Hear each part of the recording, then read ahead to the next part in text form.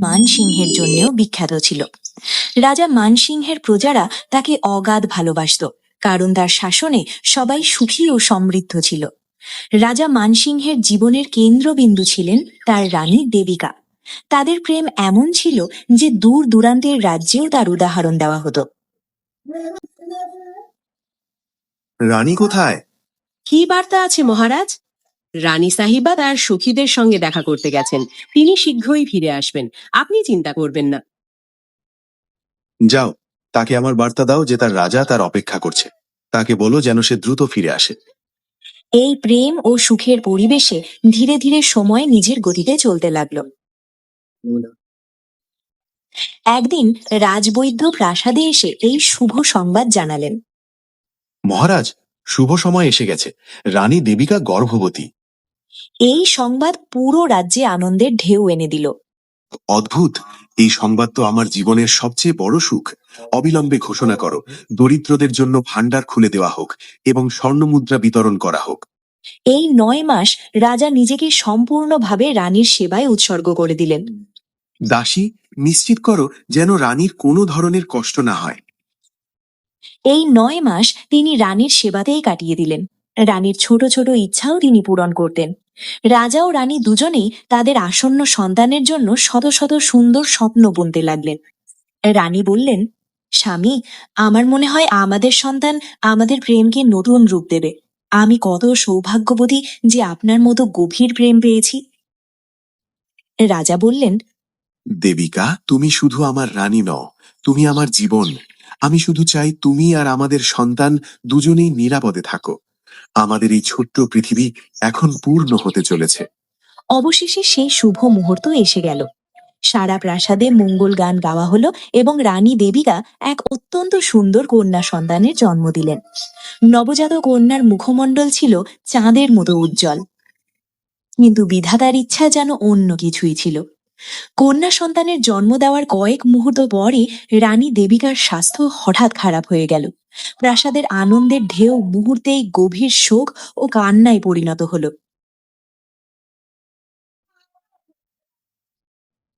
মহারাজ, আমাকে ক্ষমা করুন। আমরা সর্বোচ্চ চেষ্টা করেছি, কিন্তু রানী সাহিবা আর এই পৃথিবীতে নেই। মিথ্যা, এটা মিথ্যা। দেবিকা, আমার দেবিকা আমাকে ছেড়ে যেতে পারে না। তুমি কিভাবে বলতে পারো? সে তো সবই মা হয়েছে। আমার পৃথিবী উজাড় হয়ে গেল।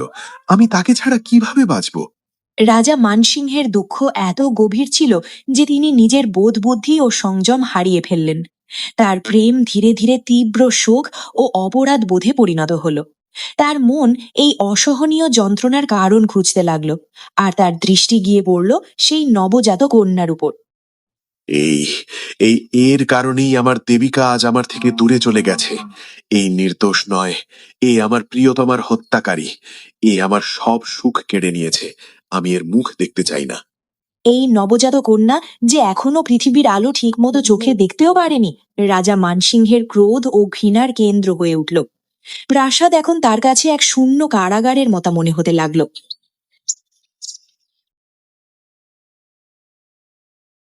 একদিন তিনি তার সবচেয়ে বিশ্বস্ত ধাত্রীমা ও দাসী কলাবতীকে ডেকে পাঠালেন।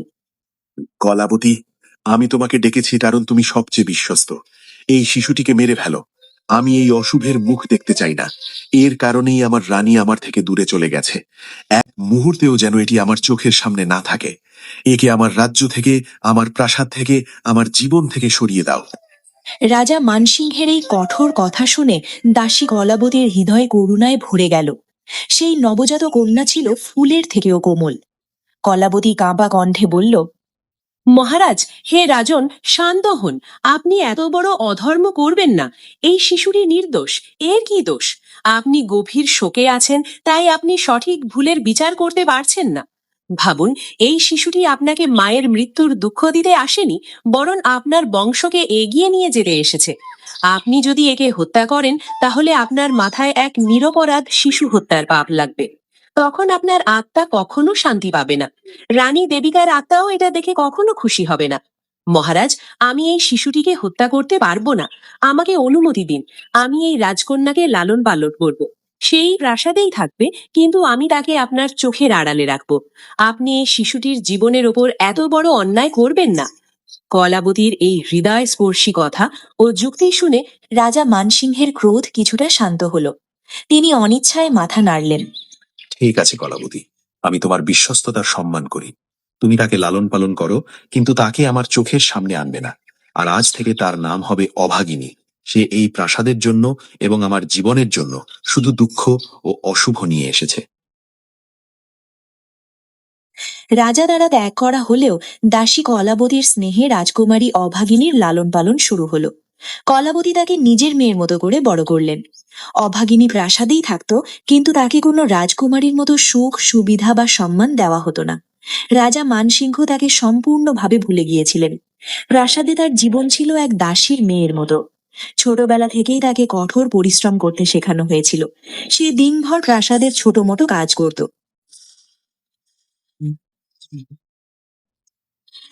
ও অভাগিনী, তুমি কি করছো? এই মেঝেটা এখনো পরিষ্কার হয়নি। তুমি তো সত্যিই এক দুর্ভাগ্যা মেয়ে। তাড়াতাড়ি কাজ শেষ করো। জি, আমি এখনই করছি। আমার ভুল হয়ে গেছে। রাজা মানসিংহের তিরস্কার আর অপমান ছিল তার প্রতিদিনের জীবনের অংশ। অভাগিনী নিজের নিয়তিকে নীরবে মেনে নিয়েছিল।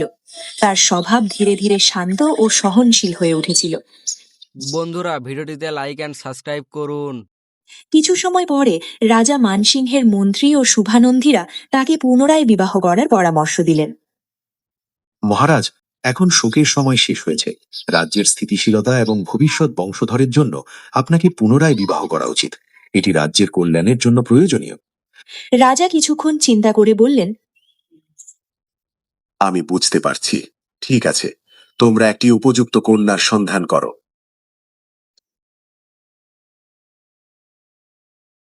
এরপর রাজা নানসিংহের বিবাহ হলো প্রতিবেশী এক রাজ্যের অত্যন্ত সুন্দর ও সুশীলা কন্যা সুলক্ষণার সঙ্গে। রানী সুলক্ষণা প্রাসাদে এলেন এবং রাজা ধীরে ধীরে তাকে ভালোবাসতে শুরু করলেন। এর ফলে তিনি রানী দেবিকার স্মৃতি থেকে কিছুটা বেরিয়ে আসতে পারলেন। রানী সুলক্ষণা বললেন, স্বামী, আমি আপনার দুঃখ বুঝতে পারি, কিন্তু এখন আপনাকে আবার নতুন করে জীবনকে আনন্দে ভরপুর করতে হবে। আমি আপনার সুখ দুঃখ সবকিছুতে আপনার সঙ্গে আছি। রাজা বললেন, রানী সুলক্ষণা, তুমি আমার জীবনে নতুন আশা নিয়ে এসেছো। তোমার আগমনে প্রাসাদে আবার আনন্দ ফিরে এসেছে। সময় নিজের গতিতে চলতে লাগলো। কিছুদিন পরে রানী সুলক্ষণা একটি কন্যা সন্তানের জন্ম দিলেন। এবার রাজার মানসিংহের আনন্দের সীমা রইল না, কারণ এবার সন্তানের জন্মের পর তার মা সম্পূর্ণ সুস্থ ছিল। রাজা বললেন, এটি সত্যি আমার জন্য সৌভাগ্য নিয়ে এসেছে। এইবার কোনো অশুভ ঘটেনি। আমার এই প্রিয় কন্যার নাম আজ থেকে সৌভাগ্য হবে। সারা রাজ্যে উৎসবের ঘোষণা করা হলো।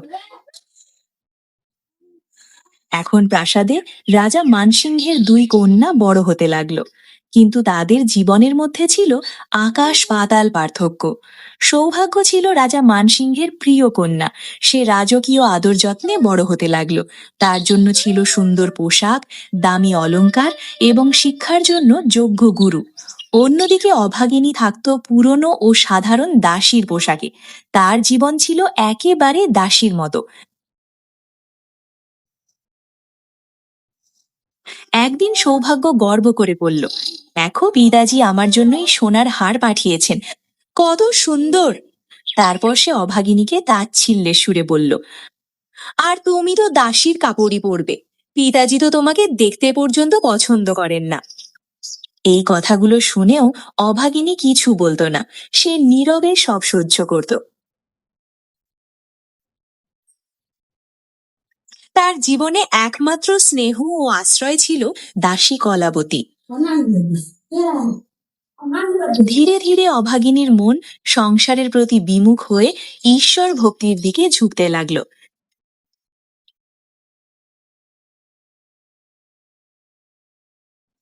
একদিন সে প্রাসাদের পেছনের বাগান পরিষ্কার করছিল।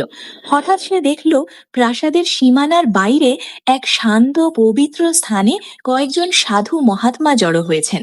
সেখানে ভজন কীর্তনের মধুর ধ্বনি ভেসে আসছিল। সবার মাঝখানে এক জ্যোতির্ময় সাধু বসে উপদেশ দিচ্ছিলেন।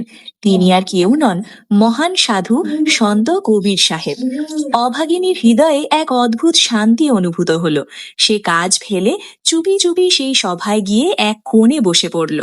কবির সাহেব তার দোহা ও বাণীর মাধ্যমে এই জগতের নশ্বরতা, ঈশ্বরের একত্ব এবং কর্মের গুরুত্ব সম্পর্কে উপদেশ দিচ্ছিলেন। অভাগিনী জীবনে প্রথমবার এত গভীর শান্তি অনুভব করল। সে মনে মনে ভাবল, এ কেমন আশ্চর্য জ্ঞান! এই পৃথিবীর সুখ দুঃখ সবই ক্ষণস্থায়ী। আসল সম্পদ তো অন্তরের শান্তি আর সৎকর্মে রয়েছে। এরপর থেকে প্রতিদিন সুযোগ পেলেই সে ওই মঠে যেত এবং কবির সাহেবের ভজন ও উপদেশ শুনত। এই শিক্ষাগুলো ধীরে ধীরে তার হৃদয়কে জ্ঞানী, শান্ত এবং স্থির করে তুলল। কিছুদিন পরে রাজসভায় মন্ত্রীরা অভাগিনীর বিয়ের প্রসঙ্গ তুললেন। মহারাজ, আপনার জ্যেষ্ঠ কন্যা অভাগিনী এখন বিবাহযোগ্য হয়ে উঠেছে। রাজ পরিবারের নিয়ম অনুযায়ী তার জন্য একটি উপযুক্ত পাত্র খুঁজে বের করা উচিত। রাজা বললেন, আমি এই বিষয়ে রানী সুলক্ষণার সঙ্গে আলোচনা করব। যখন রাজা এই বিষয়ে রানীর সঙ্গে কথা বললেন, তখন রানী সুলক্ষণা বললেন, মহারাজ, যদি আপনি অভাগিনীর জন্য পাত্র খুঁজতেই চান, তবে এমন কাউকে খুঁজুন যে অন্ধ, খোঁড়া বা খুবই দরিদ্র। সে তো জন্ম থেকেই অশুভ। তার কারণেই আমাদের প্রিয় রানী দেবিকা মারা গিয়েছিলেন। সে যেখানে যাবে সেখানেই দুর্ভাগ্য নিয়ে যাবে। তাকে কোনো ভালো ঘরে পাঠানোর প্রয়োজন নেই, বরং আগে থেকেই তার বিয়ে এমন কারোর সঙ্গে করে দিন যে অন্ধ, ল্যাংড়া বা খুব দরিদ্র। রাজা কিছুক্ষণ ভেবে বললেন, হ্যাঁ, তুমি ঠিক বলছো। যদি অভাগিনী কোনো ধনী বা রাজপুত্রকে বিয়ে করে, তবে সেই রাজ্যেও দুর্ভাগ্য নেমে আসবে। বন্ধুরা, ভিডিওটিতে লাইক অ্যান্ড সাবস্ক্রাইব করুন। যাও, তার জন্য কোনো অত্যন্ত দরিদ্র এবং সম্ভব হলে শারীরিকভাবে অক্ষম ছেলেকে খুঁজে আনো। রাজপণ্ডিত এই সিদ্ধান্তে বিস্মিত এবং দুঃখিত হলেন, কিন্তু রাজাজ্ঞা অমান্য করতে পারলেন না। তিনি পাত্র খুঁজতে বের হলেন। একদিন তিনি একটি ছোট শহরের বাইরে এক ভিখারিনীকে দেখলেন। তার একটি ছেলে ছিল যার নাম দয়ালু। সে জন্ম থেকেই অন্ধ ছিল। মা ছেলে দুজনেই ভিক্ষা করে জীবিকা নির্বাহ করত। পণ্ডিতের মনে হলো, রাজা যেমন চান ঠিক তেমনই একটি পাত্র পাওয়া গেছে। তিনি ভিখারিনীকে বললেন, মা, তুমি কি তোমার ছেলের বিয়ে দিতে চাও? আমি একটি ভালো সম্পর্ক নিয়ে এসেছি। ভিখারিনী অবাক হয়ে বলল, পণ্ডিতজি, আপনি কেমন কথা বলছেন? আমার ছেলে তো অন্ধ, তাকে কে নিজের মেয়ে দেবে? আমরা তো নিজেরাই কষ্টে দিন কাটাই। পণ্ডিত বললেন, শোনো, তোমার ছেলের জন্য কোনো সাধারণ সম্পর্ক নয়।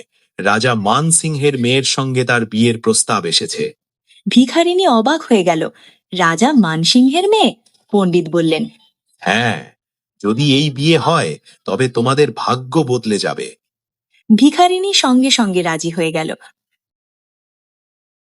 রাজা মানসিংহ কোনো ধুমধাম বা রাজকীয় আচার ছাড়াই তার জ্যেষ্ঠ কন্যা অভাগিনীর বিয়ে সেই অন্ধ ও দরিদ্র ছেলে দয়ালুর সঙ্গে দিয়ে দিলেন।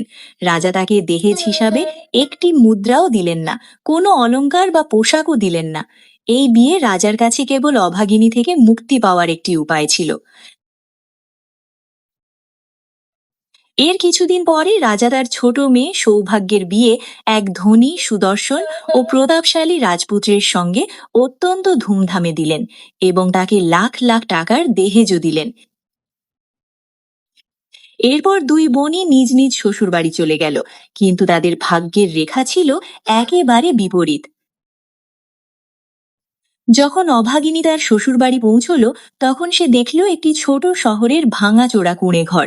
চারিদিকে ছিল দারিদ্র্য।